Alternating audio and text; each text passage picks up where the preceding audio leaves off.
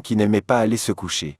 Il était convaincu qu'à chaque fois qu'il fermait les yeux, les choses les plus incroyables avaient lieu, que ses jouets se mettaient à bouger et s'amuser sans lui, que les livres se racontaient les plus belles histoires.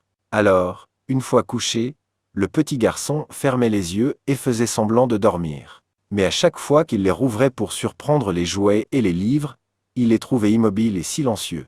Soit les jouets étaient très discrets, soit ils s'étaient déjà endormis, se disait le petit garçon. Loin de se décourager, il décida de partir à la recherche d'un conte de fées.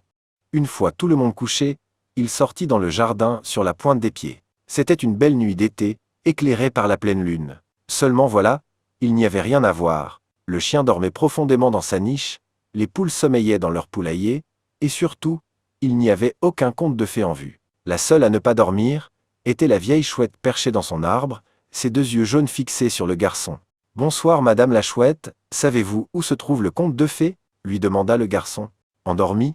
répondit la chouette. « Mais pourquoi est-ce qu'il doit dormir ?» rétorqua le garçon, surpris. « Pour qu'il puisse apparaître dans les rêves de tout le monde, évidemment.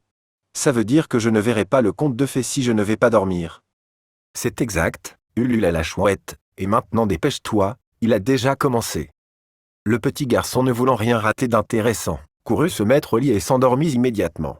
Il vit alors dans ses rêves le plus beau et le plus féerique des contes de fées. Bonne nuit.